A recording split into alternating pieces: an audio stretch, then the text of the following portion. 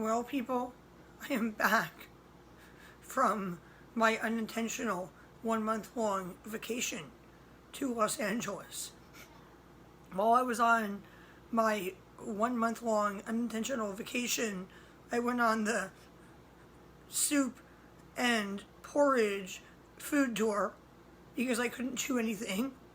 And I had some interesting experiences and some enjoyable experiences, including having my picture taken. Here it is, while walking around Los Angeles and trying out some interesting soups and porridges, including a Chinese porridge called kanji.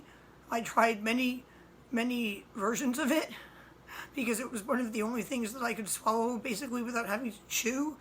And I'd like to talk about a negative experience that I had as a warning to other people, so you can make sure that my negative experience is not your next negative experience, but a warning that will make you not have a negative experience the next time you go to a doctor or a dentist. So when I went to the oral surgeon, like when you go to all dentists or basically all doctors, they had me fill out a form about my allergies. But the one that dentists and oral surgeons and other medical professionals that work with your mouth have you fill out is a special one. It asks specifically about whether or not you've had allergic reactions to things that dentists commonly use.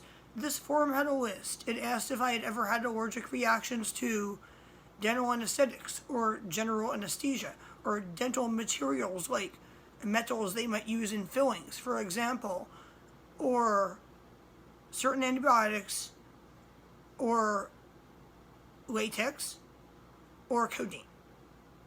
They specifically mentioned latex and codeine.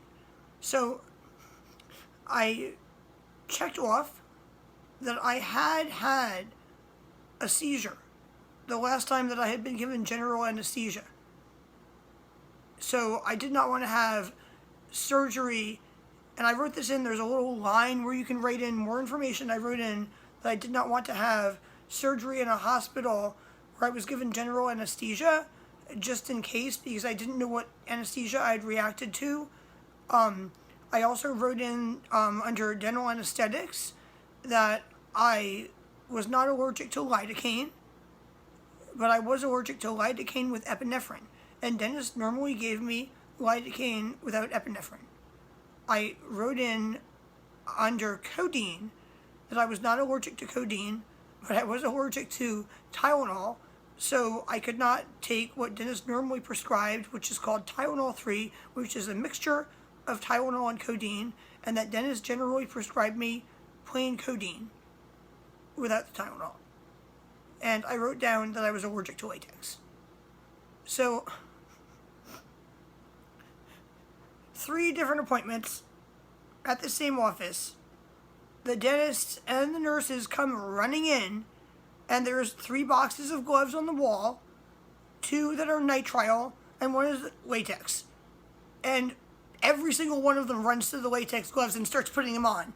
And like a broken record, I'm like, excuse me, I'm allergic to latex. Excuse me, I'm allergic to latex. Excuse me, I'm allergic to latex. Now, normally this would have been a red flag that sent me running out of the office like a bat out of hell. But at this point, my family had bought me a $700 plane ticket, paid for a hotel, and agreed to pay for this visit out of pocket, and I was sure that that tooth needed to be extracted. So, like a broken record, I kept saying, excuse me, I'm allergic to latex, excuse me, I'm allergic to latex. When they went to inject me with the lidocaine, I said, it's without epinephrine, right? And then he said, oh, I didn't read your chart and see that. Oh, it says here you are allergic to lidocaine without epinephrine. And they usually, almost universally, have the lidocaine without epinephrine in stock. So they injected me with the correct lidocaine, apparently, as far as I know. But then after the surgery, he's like, here's your prescription for Tylenol 3. All right, so when I wrote down that I was allergic to Tylenol and could only take codeine without Tylenol, I knew that this could seem like a red flag to some physicians, because they think that people who want narcotics without Tylenol obviously want to shoot them up, because you can't shoot them up with Tylenol in them. Now, I have a long medical history of taking the stuff without Tylenol after dentist appointments, and when I had like severe menstrual periods due to ovarian cysts. Another dentist asked me to prove I had that medical history before he would prescribe it, and then once he saw that I'd been prescribed it before and had only taken a few pills, hadn't lost them or used them up too quickly or asked for more afterwards, and had not gotten addicted. Basically, I'd taken them responsibly for the pain until it went away, like the way they're supposed to be used. He prescribed them. So when the doctor hands me the Tylenol 3 prescription, I said, wait a minute, I'm allergic to Tylenol. And the doctor acted like I was some kind of criminal. He said, you want codeine without Tylenol? Oh no, I can't prescribe that. So this appointment was like over a week after my consultation. I wrote that on my allergy form during my consultation, and I discussed it with the doctor during my consultation. They should have said, we're a little bit concerned. We're not sure if we should prescribe this to you or not. Let's talk about it before we pull out your tooth and the Novocaine's about to wear off, and we're handing you a prescription for something that you said you were allergic to. Only after I took nothing for 3 days did they realize I was really serious, and then it took the pharmacy a few days to give it to me.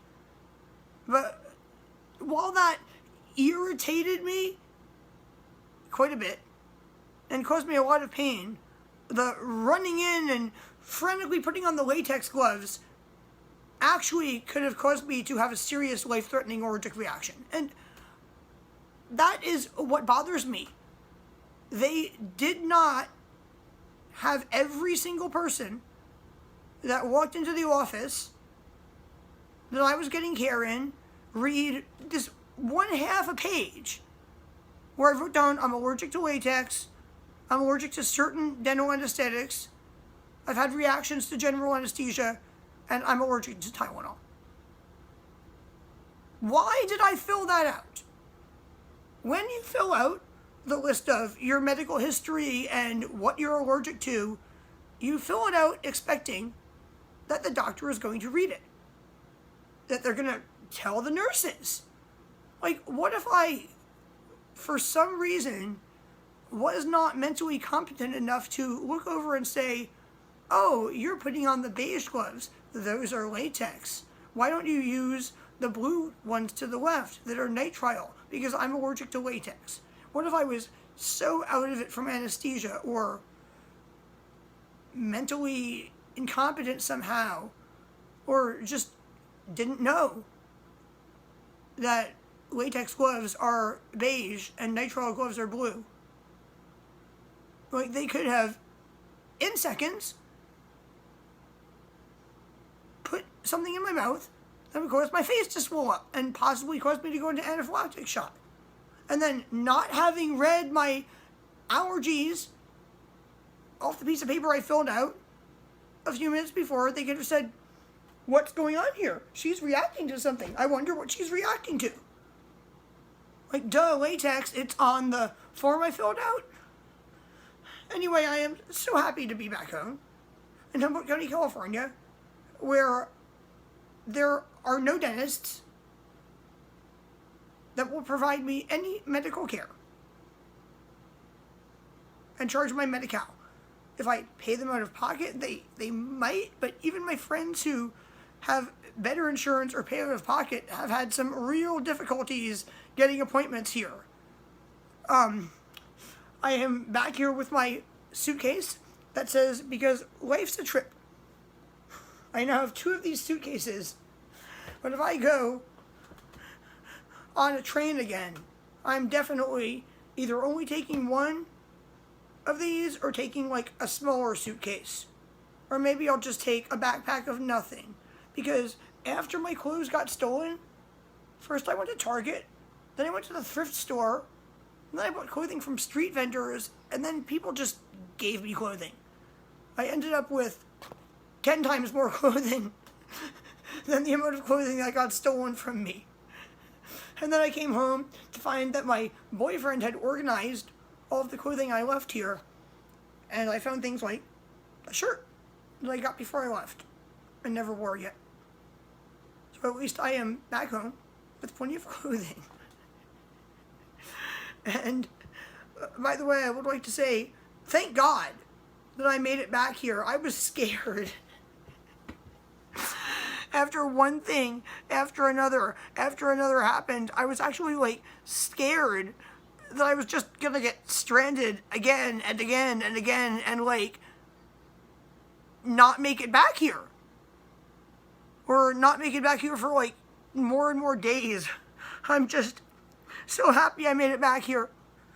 I'm so happy I made it back here. So the moral of this story is, first of all, if you're gonna have a tooth extracted, make sure that you get a consultation about whether it could be saved by fillings or a root canal or something less drastic than an extraction. And make sure the dentist knows about your allergies. And also, one more important thing. Before this extraction, they asked me if I wanted a bone graft or not. And I looked up bone grafts, and it said that they could either be made out of a piece of your own bone that would be surgically extracted out of your hip, or something synthetic. So since they didn't schedule me for any kind of surgery, I thought they were going to be using something synthetic. So then they sewed up the wound with stitches, and they said that I didn't want to have a big gaping hole there. Then the stitches fell out, leaving a big gaping hole. Thinking something was wrong, I went back. And the oral surgeon says, oh, it's normal for the stitches to fall out. The hole will close up within a few weeks.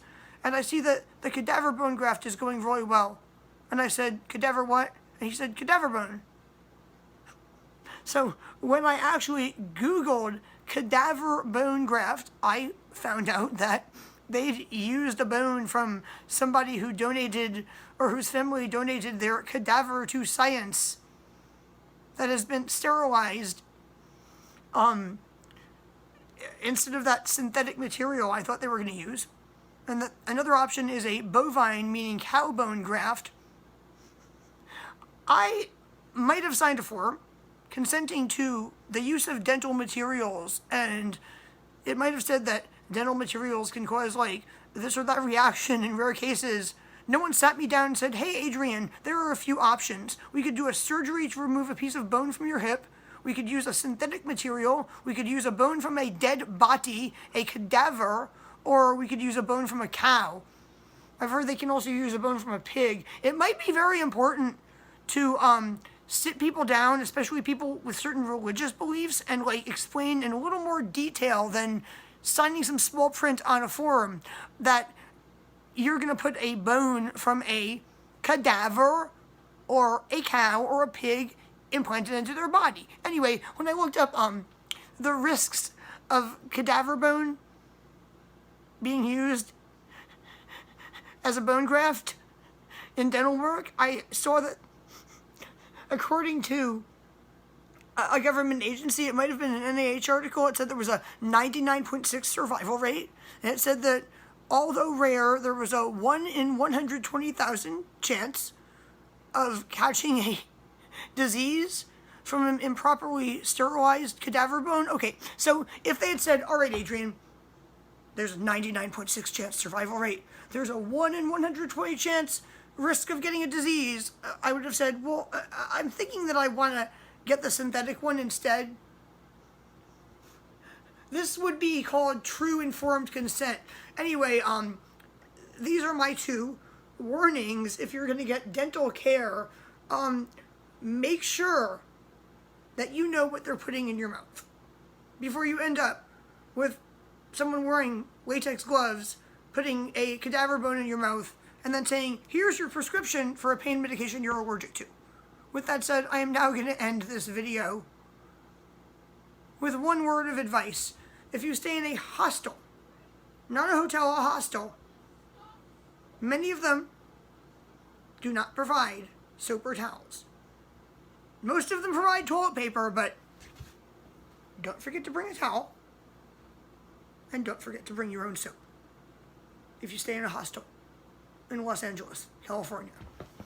Bye, people.